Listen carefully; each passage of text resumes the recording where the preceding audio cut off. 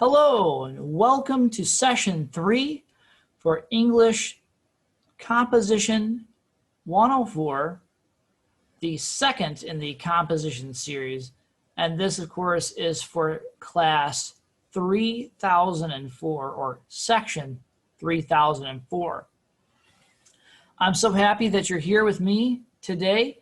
As always, we've got a lot to get into, so I'm not going to belabor the point much more. Let's go ahead and check in on our session 3 notes for today. I'm going to use the share screen and go to our homepage on Desire to Learn. And as you can see here for session 3 today, we've got quite a bit to get into. I want to begin with a little bit of a preview, discussing the rhetorical situation and reviewing the 3 types of appeals. Then we want to move on to today's topic, the 4 pillars of argument, being the thesis, evidence, the refutation, and of course the conclusion. And I'm going to walk you through each of those with a student example.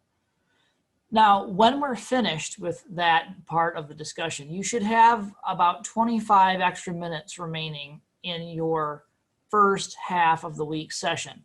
So I'm going to ask you, if you haven't done so already, to motor over to the week 2 discussion thread and make sure that you're posting your response to the week 2 discussion thread. That should take about 25 minutes, maybe a little bit more or maybe a little bit less, depending upon your particular ability and rate of speed. But essentially, that should be an approximate enough amount of a time to create a solid and thoughtful response to this week's discussion question.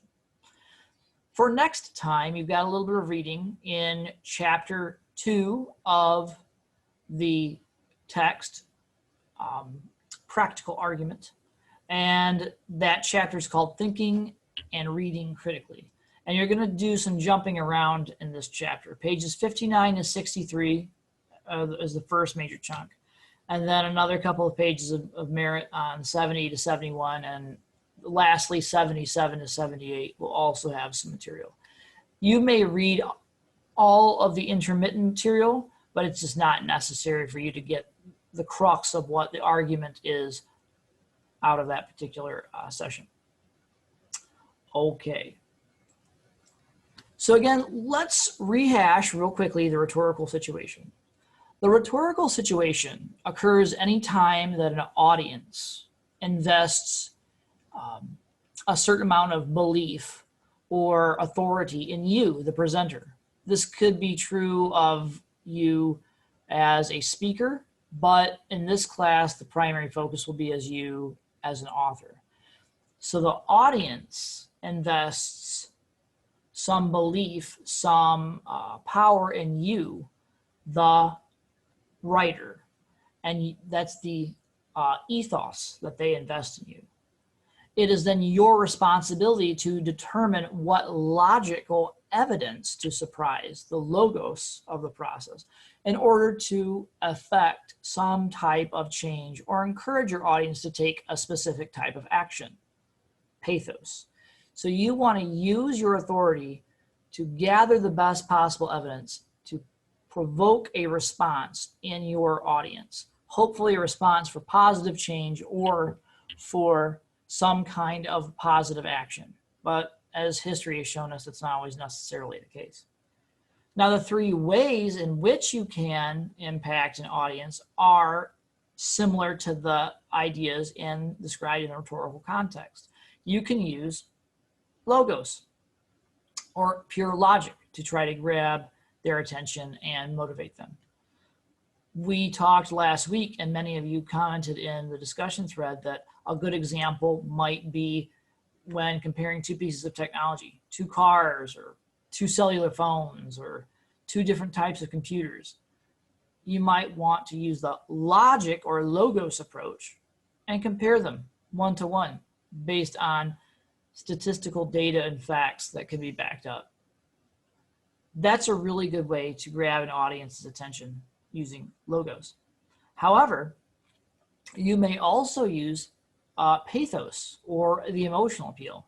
And I think the example that was the most consistent throughout our discussions was the ASPCA and their use of the Sarah McLachlan song, The Arms of the Angels, when showing pathetic looking animals or animals in need of adoption, something that would elicit your emotional drive to do well.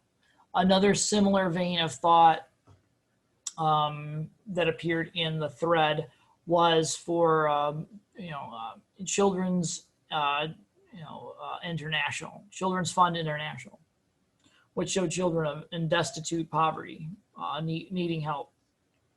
And yet a third popular version was the St. Jude Children's Home. So I know all of these were good examples that at least tug at my heartstrings. So that's a good example of someone using pathos to grab our attention. Last but not least, of course, is ethos. And that's investing, like I said at the top of our discussion, belief in the presenter, the voice of concern. So that would be ethos if you invest some time, attention, or importance to the speaker or presenter themselves. Many of us went right to sports figures, but also a number of you mentioned politicians as well. And being in the midst of a political season as we are, I think that's very apropos because that's what the whole process, at least in the US, is really about, trying to find the best potential candidate and investing belief or authority in their ability to do the position, to perform well as our president and lead the nation. So those are a couple of ideas that I wanted to rehash or revisit from last week's material. So for this week, we're going to talk about the 4 pillars of argument. And not to give too much away, but they're pretty straightforward. Essentially, every argument is based on 4 pillars of construction, okay? You must have these pillars in order to constitute a viable argument.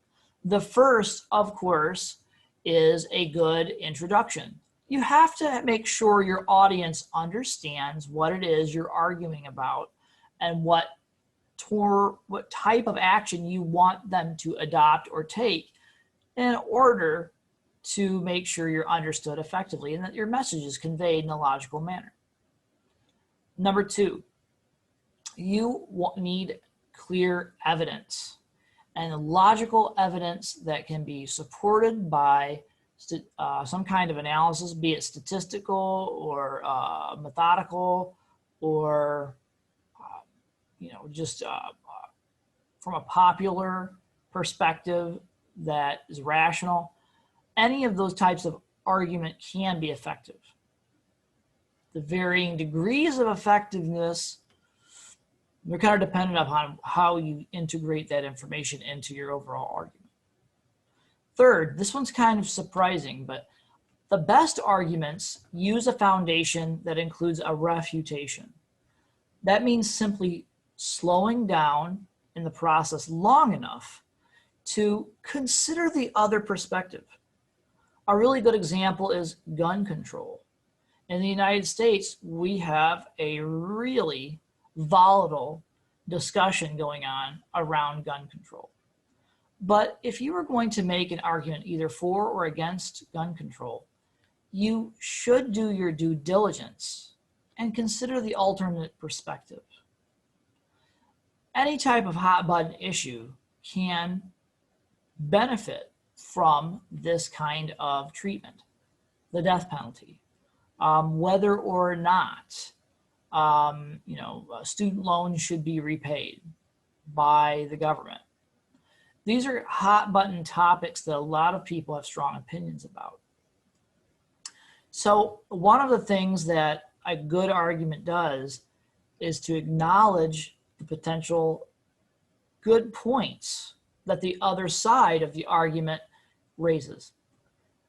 Now, to go a step further, you should try to counter-argue or deflate the importance of these other arguments if possible. May not always be possible, right? So let's take the death penalty, for example. The statistical data surrounding the death penalty suggests that it's not an effective anti-crime measure, that people still commit crimes even if they know there is a threat of a death penalty if they're caught. So that's shaky ground. Someone arguing against the death penalty could certainly take that to task. But if you're arguing about the finality of justice and the sense of closure that it can bring to families, then you have more gray area. Now, you could still out-argue that or still counter-argue that, suggesting that the long-lasting ramifications for families is not positive. But in the heat of the moment, you could also argue that from that parent or the family members of the victims afflicted, that the world is a better place now that someone is no longer able to threaten their community or other families. That's a moral gray area, and morality is very specific to the individual and specific to the audience, and therefore quite different overall. So there's some wiggle room that you may wish to argue there that you could at least address for a possible refutation. Now, the reason that the refutation is important is because it gives your argument, whatever it is, a more well-rounded sensibility. You may come away from this experience thinking that, your audience may come away from that experience thinking, this is a good, sound argument because they at least gave time and attention to the other perspective. It's not just a one-way street where they're constantly sort of hammering home their main point. That makes for a stronger argument. Now, lastly, you have the idea of conclusion. And the conclusion is just what it sounds like. It's a chance for you to summarize your main thoughts and ideas and leave your audience with that last call to action or provocative question that may help them change their perspective, or at least consider your perspective in more detail. So again, the 4 pillars of argument are a solid introduction, logical reasoning, a thorough refutation, and a firm conclusion that summarizes your argument. Now that's fine in principle, but if we're really going to get a hold of what this chapter does effectively, we should look at a student example. So in this example, we're going to look at a potential argument that a student of mine wrote for a 103 class. So this is a simple argument. However, I'm going to highlight the main moves that she makes in order to make this argument successful. Generally speaking, I just want to quickly revisit the idea that she's got a page number in the upper right-hand corner. She has a single-spaced 4-line list at the beginning. That includes her name, which has been replaced by sample, the name of the class, the name of the assignment, your research essay, and the date. She also has a specific title that's unique to this essay, and the essay title is not in bold and it is not italicized, nor is it in quotation marks. She just has the title simply placed here, as she should. It's about 2,100 words, so it's a pretty substantive style of paper. The title, Mental Disorders Hand to Hand with Social Media and Video Gaming. In the addictive use of social media and video games and symptoms of psychiatric disorders, Andressen and others claim that the excessive use of social media and video gaming can cause or even worsen addictive behaviors, especially in those with pre-existing mental disorders. These disorders can consist of ADHD, anxiety, and depression. The article focuses on the effect to those who have these disorders, but also explains that these symptoms can be present in people who do not suffer any mental illness. Another important part of Andressen's support is that they conducted a survey to monitor the correlation between social networking and video gaming and the symptoms of mental disorders. Their survey showed that addictive behavior sprouted from the overwhelming amount of time spent virtually. A third important element of the author's argument is that these addictive behaviors are not only a problem themselves, but when combined with psychiatric disorders, they can somewhat bounce off of each other, leading to a fast negative mental decline. This article provided me with a lot of underlying logic as to how much modern social networking and video gaming can negatively affect the users. After reading this article and considering the information given to me, I completely agree with the argument of the article. Now, first of all, in blue, you can see a simple thesis here. You're using a yes and or yes but thesis in this instance. A yes and means that you agree with the author's perspective and you have more to offer in support of that idea. A yes but acknowledges that your author or the author whose article you're exploring has a reasonable thesis, but you think they have missed something. So this may be one way to approach a simple argument. Highlighted here in order, we have the three main claims or three pieces of evidence.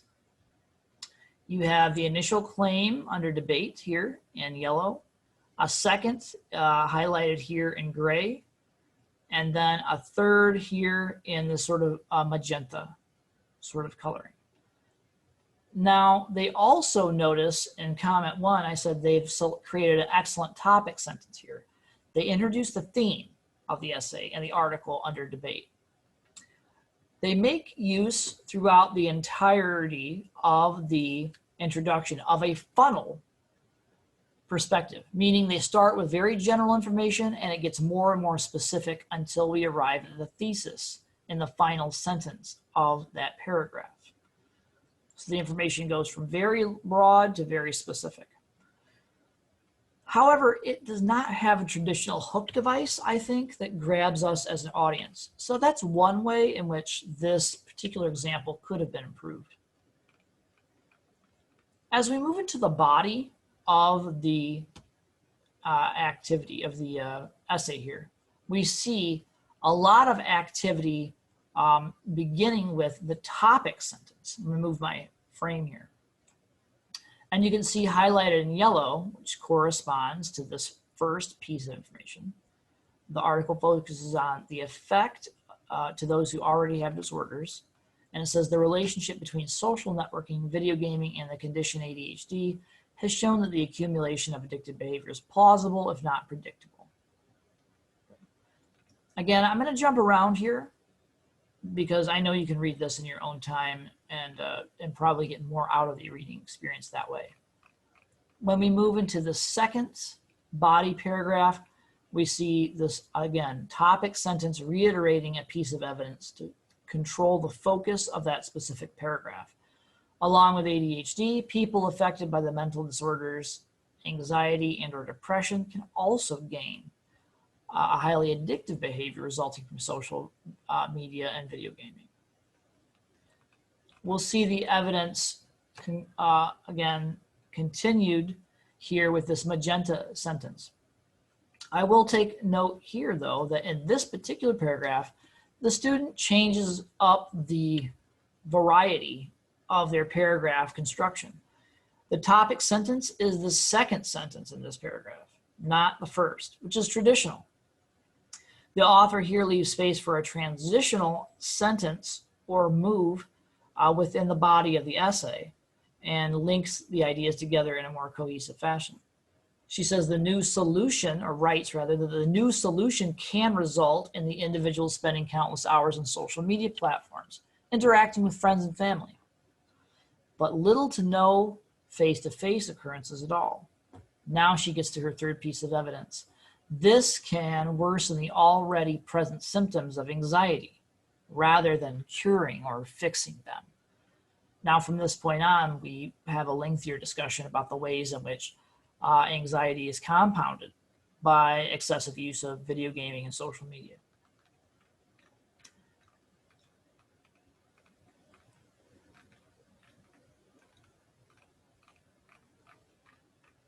And here, she pauses for a refutation.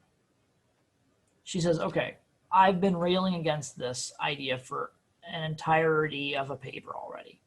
What are we on, page 6? So she says, I should at least give enough time to consider that this is not the end-all be-all for this particular topic. And she writes that our technological advances are certainly things we should all be proud of due to the problems they can help solve. Social media can be used as a good way to keep in touch with friends or relatives that live far away. Keep up with your favorite artists and actors, and allow a sense of individuality within your social media accounts. Along with social media, video gaming can be a mental stimulant and really engage our problem-solving skills. They can also allow us to communicate with other people via multiplayer games. And these are all positive things that can come out of social media and video gaming. But in relation to our mental well-being, these positives can only assert to a certain amount before ultimately creating negatives. So it's not the best refutation I've ever read, but it's clear that the student had a specific point of view in mind by pausing long enough to consider the alternate perspective to her views. And lastly, of course, every good argument ends on a thorough conclusion. ADHD, anxiety, and depression, and the ability for negative symptoms to occur are directly affected by social media and video gaming, creating room for mental distress. These addictive behaviors will continue to increase with the amount of time and energy spent on those platforms, leading to full-blown addictions.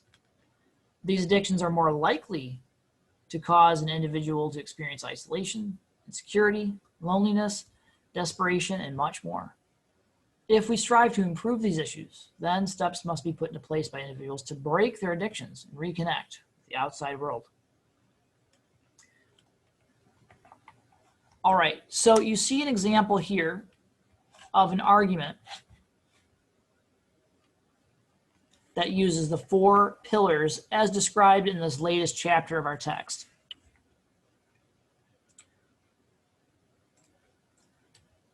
Now, as I said, I will be posting this entire essay for you to read at your own discretion. But I just wanted to summarize again that those key points are necessary to support the best potential type of argument. And that if you use these points when you are constructing your own essays, I think that you're going to be more successful in convincing your audience to either A, adopt a different perspective, or B, take some kind of positive action toward making a better world or enlivening their perspective. All right, that's all for today. Don't forget to check in on your weekly discussion questions, and you can read this next assignment for greater details when we meet again on either Wednesday or Thursday later in the week, depending on which class you're in when you see this video. Okay, Mr. Fowler, signing off here. I bid you a good day and good reading. Take care, everybody.